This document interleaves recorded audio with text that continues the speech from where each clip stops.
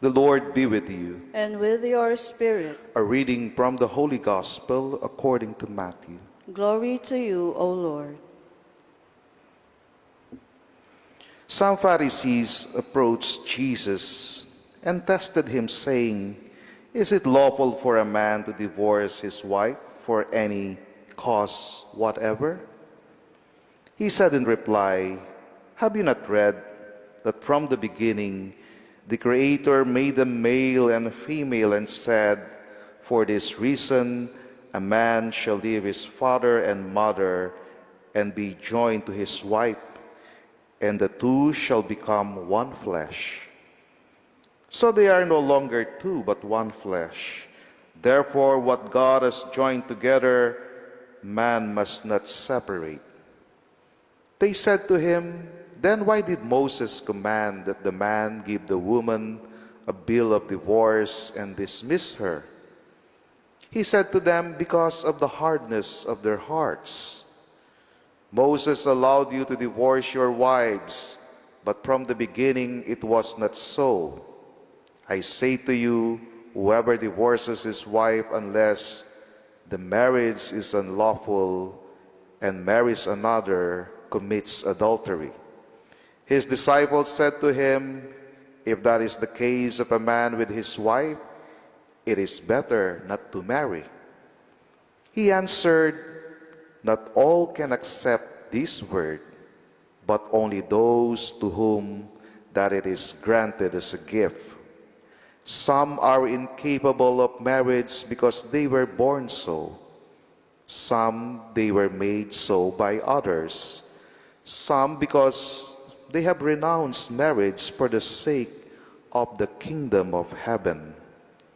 Whoever can accept this ought to accept it." Dear friends, brothers and sisters, the Gospel of the Lord. Praise to you, Lord Jesus Christ. In today's Gospel, dear friends, I think the Lord is not only speaking about the issues of fidelity or infidelity in the union of man and woman in a married life, but I think He also speaks about the blessedness of people who have not chosen married life for the sake of the kingdom, but instead it is celibacy. In other words, I think the Lord is trying to tell us in today's Gospel that not anyone can choose celibacy for the sake of the kingdom unless it is given as a gift. And I think we have heard that in the text of the Gospel. A gift is something freely given. And many times, when gift is the topic of discussion, the emphasis should not be so much on the one who receives it. How fortunate you are, how blessed you are, you have received something.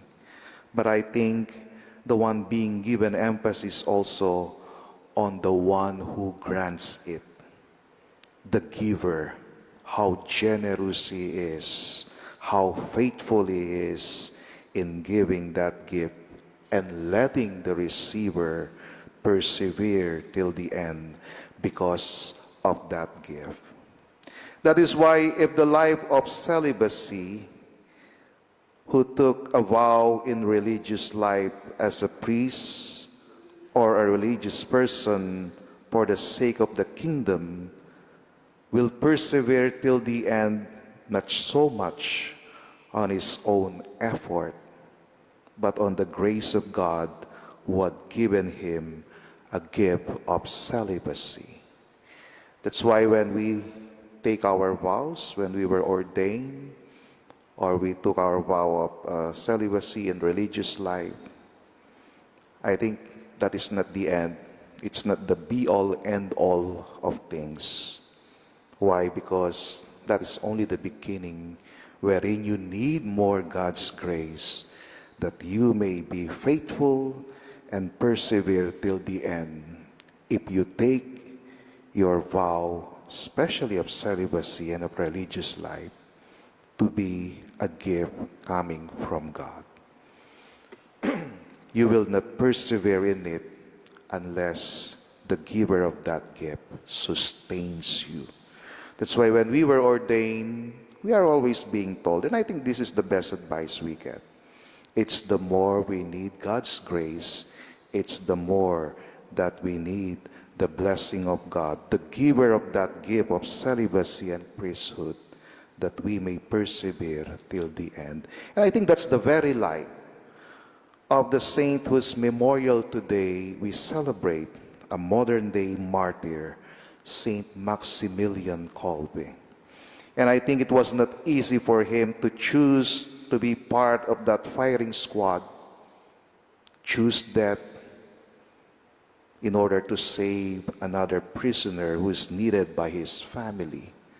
Don't you think it will be easy for him to make that decision to give up his life for the sake of another, lest he forgot that the gift that had been given to him of priesthood and religious life is something that God would keep and something that would sustain him till the end, even facing death.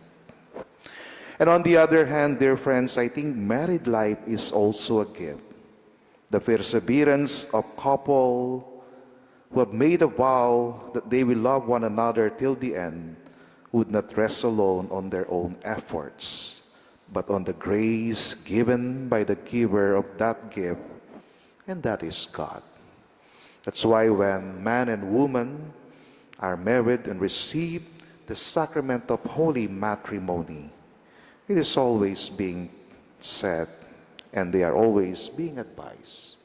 This is not only about them two becoming one, but it is God entering into their lives, the giver of gift of married life, whom they need to persevere till the end in keeping their vows.